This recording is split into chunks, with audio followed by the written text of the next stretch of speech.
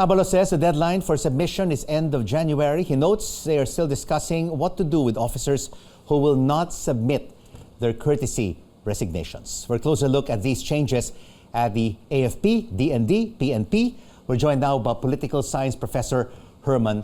Professor, thank you so much for joining us. What do you make of these changes, these intramurals, these changes within a period of 5 days within the Department of National Defense and the Armed Forces of the Philippines? Well, it's clearly an attempt to clarify the leadership situation as far as these institutions are actually concerned. No, the question of the changes as far as the chief of staff position in the armed forces, of course, goes back to questions about institutional changes that I think are popular within the military. And Centino is probably seen as the proper or the correct person who will oversee these changes, no? Especially things like, for instance, the fixed term of the chief of staff, no, and things that have to do with the modernization of the armed forces of the Philippines. In the case of the Philippine National Police, of course, there is concern about the involvement of police officers in criminal activities, no, which has to be dealt with. And so, at this point in time, you're really seeing an attempt to deal with multiple issues, no, within the armed forces of the PNP. Which of course goes back to the ability of the president, no, to fix up, no, the appointments in his Professor, under his administration. So, Professor, with Centino back in familiar territory as AFP chief and being an appointee of the former President Rodrigo Duterte, and also Galvez, a former Duterte official, is Mr. Marcos trying to appease a certain faction within his administration? We're not too sure about that, no, because the other things that have to be taken into consideration, no, is the question of which factions are we concerned with, no. But I think the important thing that has to be taken into consideration here is the notion that some of these changes, no, illustrates the issues that have to do with the ability of President Marcos to identify, no, networks that he has to actually work with within the military and beyond the military. And so in that context, no, he's dependent on external networks now. That is to say, networks that are actually not part of his own inner circle, to be able to address these kinds of issues. What do you know about the factions within the Marcos administration?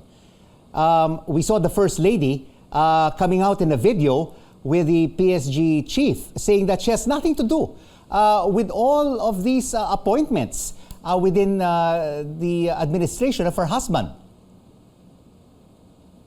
Well, of course you would say that. I mean, my point there would be the idea that even before or even when the presidency was being determined, no, through the elections, no, there was a clear notion that she would be playing a very, very important role within the context of the administration. That she is probably the most trusted, the one that President Marcos actually trusts the most. No, in fact, to a large extent, the inner circle of President Marcos is pretty much a family affair, right? So we're talking about, of course, Romualdez, no, as well as the First Lady herself. So in that context, again, it illustrates, no, the limitations in terms of who it is that President Marcos can actually work with and trust, no, as part of his administration. You can see that it's pretty much a small group at this point in time. And so he's actually, if you're talking about other factions, no, he's extending.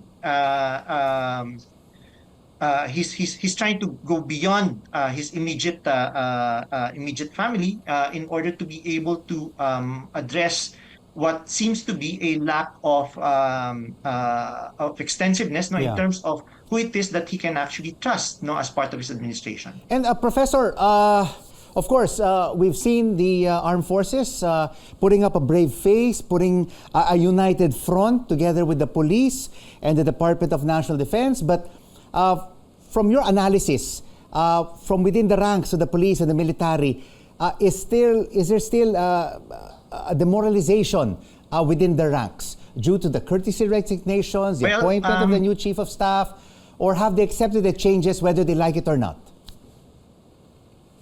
Well, these are institutions that are used to taking orders, right? To a large extent.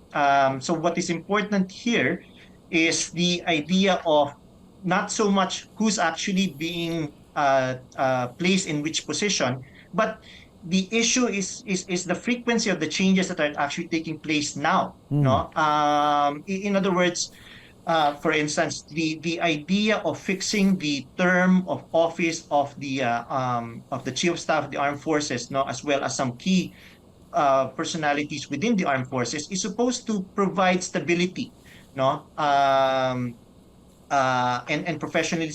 professionalism within and to advance professionalization, no, within the armed forces.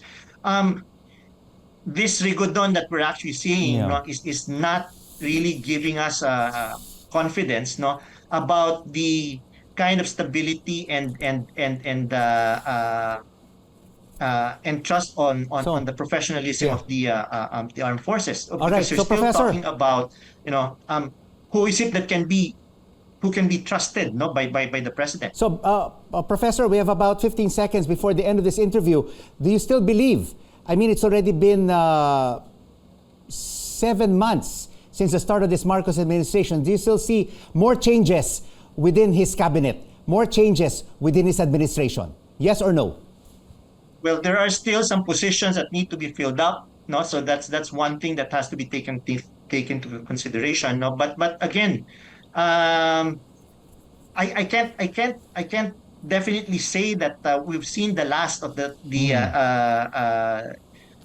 replacements and changes, no, in the cabinet as well as in other positions, the administration, no. Right. Simply because I'm not really too sure that President Marcos is comfortable, no, with the current lineup that he actually has. And then, of course, as you mentioned before, you've got all of these different factions, no, that are actually trying Right. to influence, no, the kinds of decisions that he actually has to make.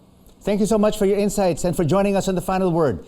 Political Science Professor Herman Kraft.